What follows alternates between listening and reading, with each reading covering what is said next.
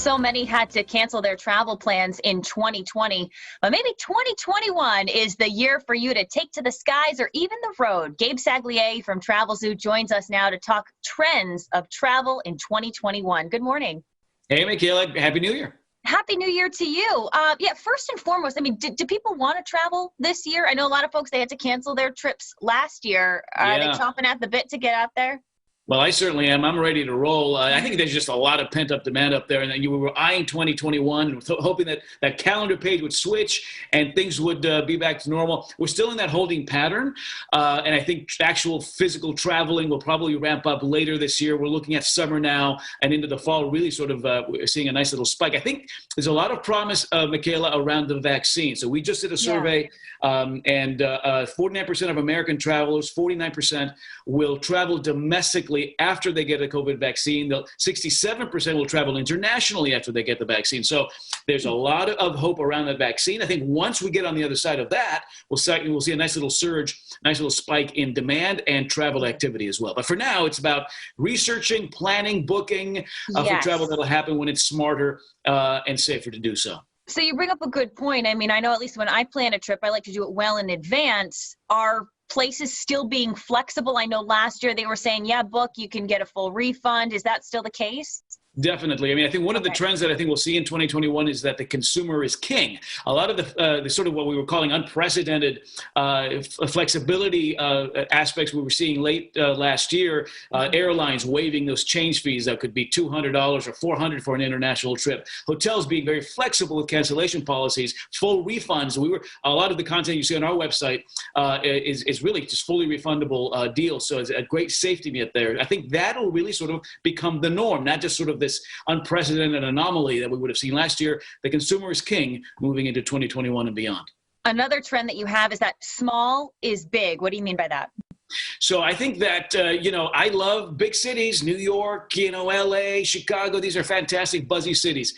They've taken a big hit because business travel really is not expected to rebound until 2024. And really, our comfort level as travelers has changed as well. We're looking for more remote, wide open spaces, secluded destinations, places maybe that we have never traveled before, that our family and friends have never heard of before. And so I think we're looking at maybe more of these small coastal getaways. The number one destination for American travelers moving forward is beach escape. So I think a lot of these coastal towns up and down the East Coast, especially those small little quaint destinations, will see a surge in demand, a surge in interest. Mountain resorts, the national parks, I think, stand to see a big boost as well. So I think the big cities will take a little bit longer to rebound. These smaller, more quaint destinations stand to benefit out of the gate. You mentioned small is big. That also plays a role in terms of the group that you're traveling with. You want to make sure that that's a tight-knit group of people that you've probably been seeing throughout this whole time, right? Exactly right. There's something called pod travel that's starting to really gain some steam here. This idea that you're finding a couple of like-minded friends, probably some family members who think the same way you do as to how we travel, how long we stay, where we go, and our approach to the safety protocols and mandates and that sort of thing. And I think these are the kinds of groups that are probably going to be traveling together, certainly initially here. And then I think we'll see the travel industry respond in kind by really sort of promoting travel that's geared towards small groups and very sort of personalized, curated experiences for these very select small pods traveling together. Well, people might be traveling in two different ways, bucket list travel and leisure travel, and you have some deals that can tap into that. So let's start with those bucket list travel destinations, and Mexico is on there. Yeah, and listen, 67% of 10,000 travelers we surveyed last month say that 2021 is going to be the year for their bucket list trip to make up for what we lost last year. A couple of examples in the Riviera Maya, a place called the Fairmont Mayakoba, five-diamond property, considered one of the most luxurious all-inclusive properties in the Northern Hemisphere.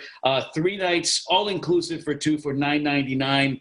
Major savings there. Long travel window. You get to take advantage of this deal all the way through the end of this year. So you nab the deal now, you're traveling all the way through December of 2021. And then there are a lot of these places, Michaela, that pre-COVID were probably not on our radar, like the Maldives. Where are the Maldives? Exotic archipelago off the coast of India. It looks so beautiful, but out of my price range normally. normally, but now you're looking at some fantastic promotions. Europeans have known about this, but Americans are starting to kind of become privy to some of these destinations like the Maldives. A place called the Angsana Ihuru Maldives Resort on its own private atoll out there in that beautiful ocean. A 5-night stay for about $2,500, but that includes your meals for 2, and that includes $350 a day in credits for spa treatments, water activities, etc. So a very exotic, far-flung place to go, but the kind of place that a lot of us are more really sort of looking for and really being willing to travel to, because it just gets us out of this bubble that we've been in for a very long time. Right. You don't even have to go that far. There are some local escapes too that you can enjoy some leisurely travel. The Poconos is one of them, and it's not that far from where we are in Rhode Island. Yeah.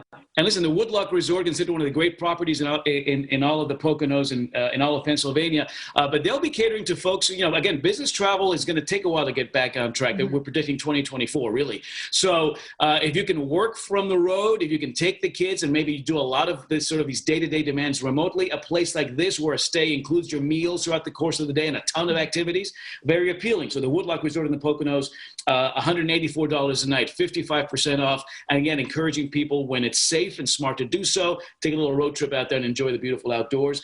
And then a lot of convention-friendly cities, Michaela, like say Las Vegas, they're looking at leisure travelers to help make up for a major slowdown in convention and group business. The Waldorf Astoria, a little sort of 5-star gem there that's usually for the, reserved for the, for the well-to-do.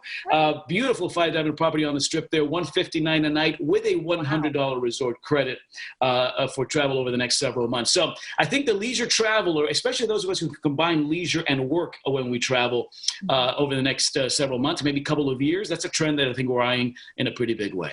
Okay, but it sounds like 2021 is looking up in terms of travel. I love the deals that you shared, and however you get out there, just do it safely, but go and explore, whether it's the Poconos or the Maldives. Indeed, yeah. It's all out there for you.